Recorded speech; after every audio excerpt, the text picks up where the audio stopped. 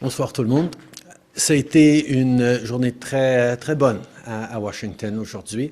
On a commencé évidemment avec les funérailles pour le président Jimmy Carter, qui était un grand ami à mon père, évidemment, mais aussi un grand ami au Canada.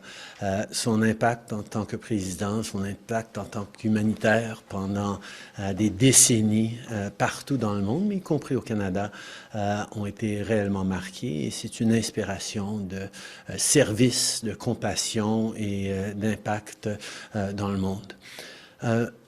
J'ai aussi été engagé au niveau des feux de forêt qui se passent en Californie. C'est une situation catastrophique. On est en train d'offrir beaucoup d'aide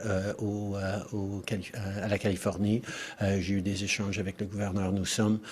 On est là pour, avec des ressources, avec des pompiers, avec tout ce qu'ils auraient besoin, parce qu'on voit tous à quel point c'est une situation profondément alarmante et sérieuse. Mais évidemment, beaucoup de conversations sur les relations entre le Canada et les États-Unis. Permettez-moi de souligner encore une fois que le Canada ne sera jamais le 51e État américain. Nous sommes des gens qui se définissent de bien des façons, mais une des façons que les Canadiens aiment bien se définir très simplement, c'est qu'on n'est pas des Américains. Et ça va demeurer. J'ai aussi eu des discussions avec des leaders, des gens d'affaires ici à Washington. Jay Timmons de l'Association nationale des manufacturiers, Joshua Bolton de la table ronde nationale des gens d'affaires, pour souligner à quel point nous continuons de faire de grandes choses ensemble des deux côtés de la frontière, ce qui est bon pour la croissance économique, ce qui est bon pour les gens d'affaires, ce qui est bon pour les travailleurs et les consommateurs dans nos deux pays, que nous devons travailler ensemble pour éviter des tarifs injustes sur les produits canadiens pour qu'on puisse continuer non seulement de bénéficier des travailleurs des deux bords de notre frontière, mais être compétitif avec le monde entier dans un moment où la géopolitique exige une force en Amérique du Nord pour bien compétitionner avec le monde. Alors, ça a été une bonne journée et on continue le travail. It was a good day here in Washington today.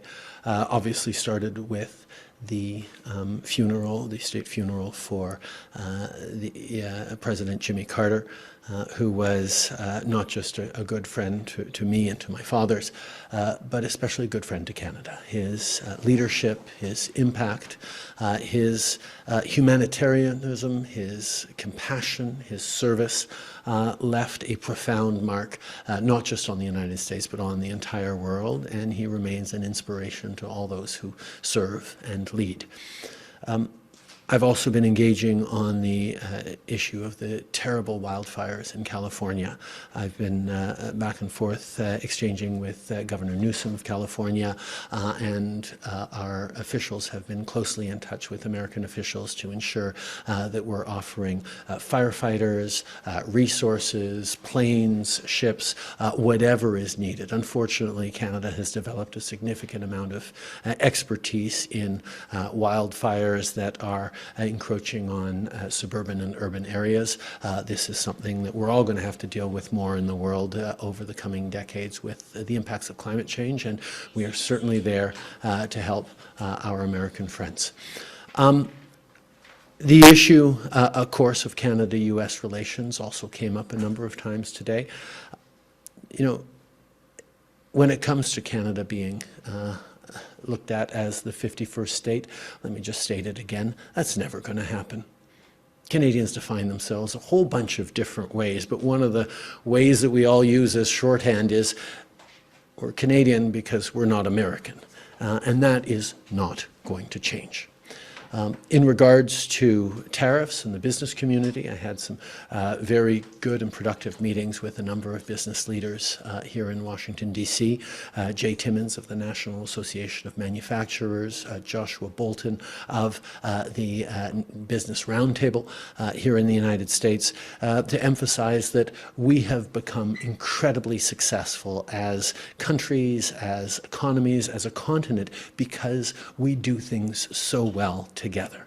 We create jobs on both sides of the border. We create growth. We create opportunities for investors and business people, continuing to work together and avoiding unnecessary tariffs on goods and products from Canada is in our interest to continue to move forward, both from an American perspective and a Canadian perspective. So we're going to continue to stand up for the interests of workers and consumers on both sides of the border, because there is no relationship in the world like that between Canada and the United States as defined by a win-win for both of us.